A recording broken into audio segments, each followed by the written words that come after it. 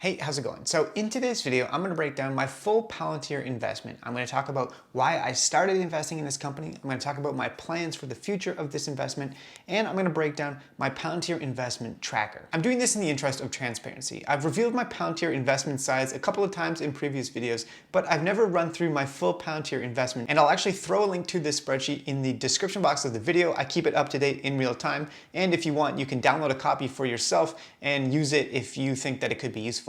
Totally free of charge, of course. Anyways, let's not waste any time and get right into it. So my first investment in Palantir came in December of 2020. Now, I was aware of this company before it went public because I used to work at the Department of National Defense in Canada, and Palantir has been closely linked to the security and defense world for a while. So I was generally speaking aware of it.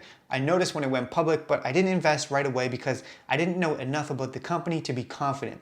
I started doing some research over the couple of months after the company went public, and in December 2020, I had made up my mind and I purchased 20 shares of Palantir at that time for around $450 US. Now that initial purchase of Palantir that I made is currently down around 40%, an unrealized loss of course, and you may notice that all the numbers in the negative are actually a calming blue color, and that's because previously I had it as red, but that started to stress me out a little bit, and I thought that it would be better for my psychological health to change it to a blue. So blue means bad and green means good, but when you look at it, it's not quite as jarring as seeing a big sea of red. So yeah, these are all the purchases of Palantir stock that I've made and zero sales. The worst price that I got it at was $29.48 per share in February 2021, but luckily I only purchased 5 shares at that price point. And since then, I've been trying to spread out my purchases over a longer period of time because while I'm extremely bullish on Palantir in the long run, in the next, let's say 5 to 10 years, I'm not so sure about what the price movement is going to be like in the short term. And if we look at the price chart of Palantir over the past 12 months, you can see that it's been a little bit of a roller coaster ride, lots of big swings up and down. And so as opposed to me trying to time the absolute bottom, I've just been purchasing shares when I have spare cash or when I see that there's a decent buying opportunity that allows me to lower my overall cost basis. So yeah, over the past 14 months or so, I've made purchases ranging from as little as 1 share. And if I scroll down here to the bottom, you can see that the largest single purchase I've made of Palantir stock was actually my most recent purchase on February 4th, where I picked up 76 shares for just under $1,000 US at $12.68 per share. And in terms of the overall totals, I'm now sitting at 1,052 Palantir shares at an average cost basis of $20.40 per share. And I've actually been rotating my money out of the sort of inflation-proof stocks. I had some investments in gold, as well as some other more blue chip companies. And the reason why I've made that rotation into more Palantir shares is that with the decline of tech stocks recently in general, and with Palantir more specifically, a bit of a delta opened up between my investments in, let's say, gold and the value of Palantir. And so I saw that as an opportunity to actually rotate those back into this company, which I believe has significantly more long-term growth potential than an investment like gold. Now, if you're looking at this and seeing the unrealized loss of around $7,000 US, or about 34% down overall on my total investment, you might be wondering if I'm worried, and you might think that, man, this is not doing so well. And the answer is no, I'm not worried, because when I'm looking at what this company could be in 2030,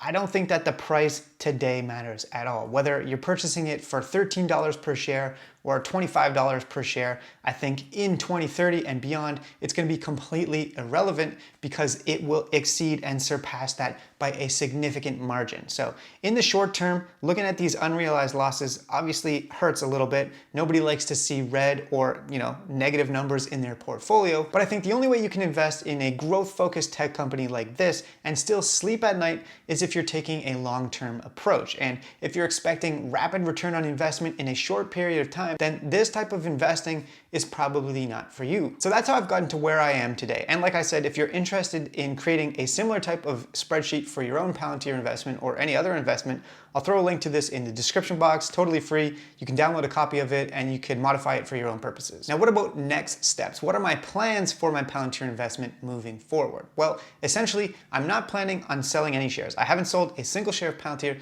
since I started buying in December of 2020, and I don't plan to sell any of it for the foreseeable future. I want to hold this at least to 2030, if not well beyond that. Now, I know Palantir is not Tesla, but if you look at what Tesla shareholders had to go through over a period of many, many years where their conviction was tested, and I'm sure plenty of investors thought about pulling their money out and putting it elsewhere, but those that stuck it out because they saw the long-term vision and the potential of what the company could be were rewarded, obviously, when Tesla finally took off. And that's the goal with an investment like this, with a company like Palantir, that I believe is significantly undervalued right now, and that in 2030 and beyond, this company could be worth a hell of a lot more than it is today. Now, moving forward, I will probably continue to add to my position and just dollar cost average when I see that there's a good buying opportunity. Unfortunately, I'm also spending $30,000, let's say, on starting my own business, so that's a decent chunk of change that I may have put towards an investment like this, but is being taken up for other purposes. But that's a story for another video. Thanks so much for watching. If you enjoyed this video, you might also like this one or this one. Have a great day, and I'll see you later.